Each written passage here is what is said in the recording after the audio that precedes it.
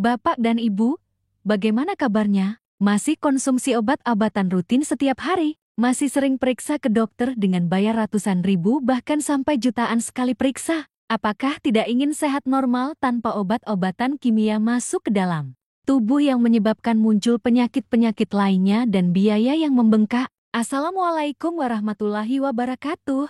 Bapak dan Ibu semua, apa kabar hari ini? Semoga selalu dalam keadaan sehat dan penuh berkah. Ya, terima kasih banyak sudah meluangkan waktu untuk berkunjung di video ini. Bagi Anda yang baru pertama kali mampir ke channel Lansia Terjaga, selamat datang. Mengapa lansia begitu rentan terhadap stroke? Seiring bertambahnya usia, pembuluh darah kita menjadi kurang elastis, cenderung lebih kaku, dan plak bisa menumpuk di dindingnya, mempersempit aliran darah ke otak. Faktor-faktor ini ditambah dengan kondisi seperti tekanan darah tinggi, diabetes, dan kolesterol tinggi yang seringkali diderita lansia, semakin meningkatkan risiko stroke. Sayangnya, banyak dari kondisi ini diperparah oleh kebiasaan makan yang keliru, yang tanpa disadari terus menumpuk risiko dari hari ke hari, hingga akhirnya mencapai titik puncaknya. Memahami jenis makanan pemicu ini adalah langkah krusial untuk mencegah stroke dan menjaga kualitas hidup Anda di atas 60 tahun. Saya teringat kisah inspiratif dari seorang dokter tertua di Jepang, Dr. Lirun, yang telah menangani ribuan pasien lansia selama hidupnya yang luar biasa hingga usia 102 tahun. Beliau sering sekali menemukan kasus lansia yang malamnya masih terlihat sehat bugar, namun paginya tiba-tiba tidak bisa bicara, tidak bisa berdiri, bahkan tidak bisa melakukan aktivitas sederhana karena terkena stroke. Dr. Lirun selalu menekankan bahwa banyak kasus stroke ini yang seolah datang mendadak, ternyata biang keladinya ada di piring makan mereka. Ya, satu kebiasaan makan yang salah bisa menjadi pemicu bencana besar di usia senja. Sebelum kita masuk ke pembahasan yang lebih dalam, saya ingin tahu, dari kota mana Anda menonton video ini? Dan berapa usia Anda saat ini? Silakan tulis di kolom komentar. Ya, jawaban Anda sangat berarti bagi kami. Jangan lupa juga untuk menyukai video ini dan subscribe ke Lansia Terjaga agar Anda tidak ketinggalan berbagai tips dan ilmu terbaru dari kami yang didedikasikan khusus untuk kesehatan Anda. Sekarang, mari kita bahas 3 makanan biang keladi stroke yang wajib Anda stop konsumsinya setelah usia 60 tahun. Pembahasan utama. Sekarang, mari kita bahas 8 makanan biang keladi stroke yang wajib Anda stop konsumsinya setelah usia 60 tahun. Berdasarkan pengalaman klinis dan filosofi hidup Dr. Lirun, seorang guru besar dan dokter senior dari Jepang yang hidup hingga usia 102 tahun. Pertama, daging olahan siap saji. Daging olahan siap saji adalah musuh tersembunyi bagi pembuluh darah Anda, terutama bagi lansia.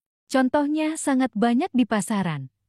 Ham, bacon, sosis kemasan, kornet, atau irisan kalkun yang sering kita temukan di supermarket. Bahaya utamanya terletak pada kandungan natrium, garam, dan nitrit yang sangat tinggi. Natrium berlebihan dapat meningkatkan tekanan darah, memaksa jantung bekerja lebih keras dan merusak dinding pembuluh darah. Sementara itu, nitrit, bahan pengawet yang digunakan untuk mempertahankan warna dan mencegah pertumbuhan bakteri, dapat bereaksi di dalam tubuh membentuk senyawa yang mengikis lapisan dalam pembuluh darah, yaitu endotelium. Kerusakan endotelium ini adalah langkah awal pembentukan plak dan penyempitan pembuluh darah yang sangat meningkatkan risiko stroke. Studi ilmiah telah menunjukkan korelasi yang kuat.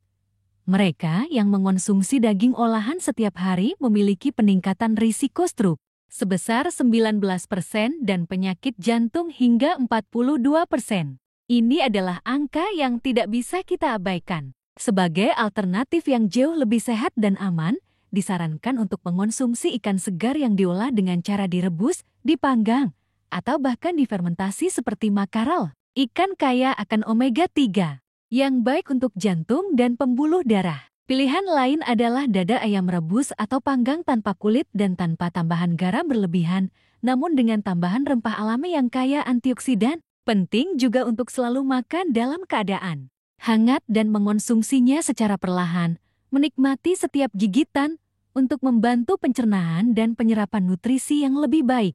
Mengurangi atau menghentikan konsumsi daging olahan adalah langkah besar untuk menjaga kesehatan pembuluh darah Anda. Kedua, minyak nabati olahan. Minyak nabati olahan seperti minyak kedelai, minyak jagung, dan minyak biji kapas, meskipun populer di dapur kita, menyimpan bahaya tersembunyi bagi kesehatan pembuluh darah lansia. Masalah utama dengan minyak ini adalah ketidakstabilannya saat dipanaskan. Ketika terpapar suhu tinggi, minyak nabati olahan mudah mengalami oksidasi dan menghasilkan radikal bebas. Radikal bebas ini adalah molekul tidak stabil yang merusak dinding pembuluh darah, memicu peradangan, dan meningkatkan risiko pembentukan penggumpalan darah yang bisa menyumbat aliran darah ke otak, berujung pada stroke. Studi yang dilakukan pada tahun 2015 bahkan menemukan bahwa lansia yang memiliki asupan asam lemak omega-6 tinggi yang dominan pada minyak nabati olahan ini cenderung memiliki kadar protein reaktif yang lebih tinggi dalam darah, sebuah penanda adanya peradangan sistemik di tubuh mereka. Minyak ini juga seringkali digunakan dalam makanan yang digoreng yang menambah beban pada sistem kardiovaskular. Oleh karena itu, sangat disarankan untuk mengurangi kebiasaan makan gorengan. Beralihlah ke metode memasak yang lebih sehat seperti mengukus, merebus, atau menumis ringan dengan sedikit air atau kaldu. Jika memang harus menggunakan minyak, pertimbangkan penggunaan minyak zaitun extra virgin. Namun ini lebih cocok digunakan dalam keadaan dingin untuk salad atau diteteskan pada sayuran kukus, bukan untuk menggoreng dengan suhu tinggi. Pilihan minyak zaitun pun harus yang berkualitas tinggi untuk mendapatkan manfaat antioksidannya. Ketiga, roti putih dan karbohidrat olahan. Roti putih, mie instan, pasta putih, dan nasi cepat saji adalah contoh karbohidrat olahan yang sangat umum dikonsumsi. Meskipun memberikan energi instan, bahaya terbesarnya adalah tepung olahan dalam makanan ini sangat cepat diubah menjadi glukosa dalam darah. Hal ini menyebabkan lonjakan gula darah yang drastis dan cepat, diikuti oleh penurunan yang juga drastis. Pola lonjakan dan penurunan gula darah yang berulang-ulang ini secara kronis menimbulkan stres pada sistem vaskular otak. Pembuluh darah terpaksa bekerja lebih keras untuk mengatur fluktuasi gula, yang seiring waktu dapat merusak elastisitasnya dan meningkatkan peradangan. Penyakit stroke adalah kondisi serius yang terjadi ketika suplai darah ke otak terganggu, baik karena penyumbatan stroke iskemik atau pecahnya pembuluh darah stroke hemoragi. Meskipun ada banyak faktor risiko stroke, pola makan memainkan peran yang sangat besar. Beberapa jenis makanan dapat meningkatkan risiko stroke karena dampaknya pada tekanan darah, kolesterol, dan kesehatan pembuluh darah secara keseluruhan. Berikut adalah beberapa jenis makanan utama yang dikenal sebagai pemicu atau penyebab tidak langsung stroke. Keempat, makanan tinggi garam, natrium. Asupan garam yang berlebihan adalah salah satu penyebab utama tekanan darah tinggi, hipertensi, yang merupakan faktor risiko nomor 1 untuk stroke. Garam membuat tubuh menahan lebih banyak air, yang meningkatkan volume darah dan memberikan tekanan lebih besar pada dinding pembuluh darah. Contoh, makanan olahan sosis, nugget, bakso instan, makanan kalengan, fast food, makanan beku siap saji, camilan asin, keripik, kerupuk, roti kemasan, kecap, saus, dan bumbu instan. Kelima, makanan tinggi lemak jenuh dan lemak trans. Lemak jenuh dan lemak trans dapat meningkatkan kadar kolesterol jahat LDL dalam darah dan menurunkan kolesterol baik HDL. Tingginya kadar LDL menyebabkan penumpukan plak di arteri aterosklerosis yang mempersempit pembuluh darah dan menghambat aliran darah ke otak. Contoh lemak jenuh: daging merah berlemak, kulit ayam, produk susu full cream, susu, keju, mentega, santan kental, minyak kelapa, minyak sawit. Contoh lemak trans: margarin, makanan yang dipanggang secara komersial, kue, biskuit, donat, makanan yang digoreng, kentang goreng, ayam goreng, fast food. Keenam, makanan tinggi gula tambahan dan karbohidrat olahan. Konsumsi gula berlebihan tidak hanya berkontribusi pada penambahan berat badan dan diabetes tipe 2 yang merupakan faktor risiko stroke, tetapi juga dapat memicu peradangan dalam tubuh dan merusak pembuluh darah.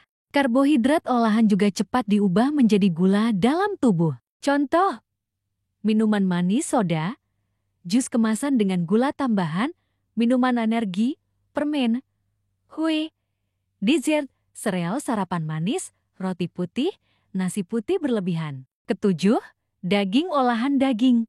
Olahan seperti sosis, bacon, ham, dan daging asap tidak hanya tinggi garam dan lemak jenuh, tetapi juga sering mengandung nitrat dan nitrit. Senyawa ini dapat merusak pembuluh darah dan berkontribusi pada aterosklerosis. Kedelapan, alkohol berlebihan meskipun bukan makanan.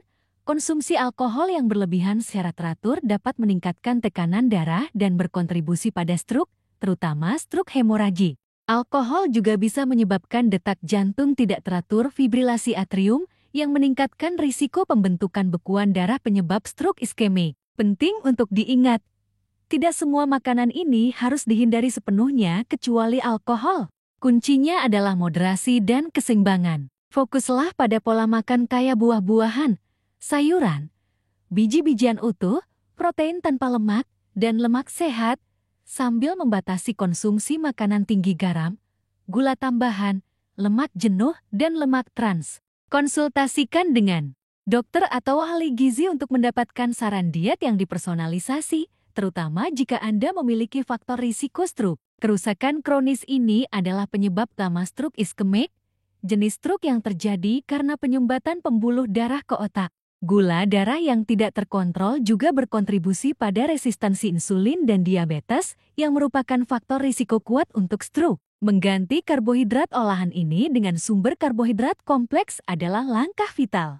Sebagai pengganti, disarankan mengonsumsi biji-bijian utuh seperti beras merah, mie soba yang terbuat dari gandum utuh, atau oat giling kasar yang dimasak perlahan. Makanan-makanan ini memiliki indeks glikemik yang lebih rendah, melepaskan energi secara bertahap dan menjaga stabilitas gula darah Anda. Video ini menegaskan bahwa stroke bukanlah kejadian mendadak yang tak terduga. Sebaliknya, stroke adalah hasil dari akumulasi kebiasaan makan yang buruk dan gaya hidup yang tidak sehat selama bertahun-tahun. Kabar baiknya, tubuh memiliki kemampuan yang luar biasa untuk pulih dan memperbaiki diri jika kita mau mengubah kebiasaan makan yang merugikan. Kisah Pak Kusno, seorang pensiunan guru SD, adalah bukti nyata. Setelah mengalami masalah kesehatan yang berkaitan dengan gaya hidup, beliau mengubah pola makannya secara drastis dan hasilnya sungguh menakjubkan. Kesehatan dan fungsi kognitifnya meningkat pesat di usia lanjut, membuatnya bisa menikmati hari tua dengan lebih mandiri dan ceria. Bagaimana, Ibu dan Bapak? Apakah Anda menyadari bahwa 3 jenis makanan yang sering kita konsumsi ini daging olahan siap saji, minyak nabati olahan, dan roti putih atau karbohidrat olahan ternyata bisa menjadi biang keladi stroke, terutama bagi lansia. Seringkali kita tidak menyadari bagaimana kebiasaan makan sehari-hari bisa menumpuk risiko berbahaya bagi pembuluh darah dan jantung kita. Memahami bahaya ini adalah langkah pertama yang krusial untuk melindungi diri Anda dari ancaman stroke yang seringkali datang tanpa peringatan. Jangan biarkan piring makan Anda menjadi ladang ranjau yang memicu stroke. Mari kita ajak diri sendiri dan orang-orang terkasih untuk menghindari kebiasaan buruk mengonsumsi 3 makanan pemicu stroke ini setelah usia 60 tahun. Pilihlah alternatif yang lebih sehat, olah makanan dengan benar, dan jadikan setiap hidangan sebagai investasi untuk kesehatan jangka panjang. Hidup sehat tanpa stroke di usia senja sangat mungkin dicapai dengan pilihan makanan yang tepat. Dan jika Anda merasa informasi ini sangat bermanfaat dan ingin melihat lebih banyak lansia yang hidup sehat, mandiri, dan bebas dari ancaman stroke, saya mohon dengan sangat, bagikan video ini kepada teman-teman, kerabat, atau siapapun yang Anda sayangi. Mari kita dorong semua lansia di sekitar kita untuk makan dengan lebih bijak dan memahami kekuatan makanan dalam mencegah penyakit. Bersama-sama, kita bisa membangun komunitas lansia yang lebih bugar, bersemangat, dan bebas dari stroke. Sampai jumpa di video selanjutnya.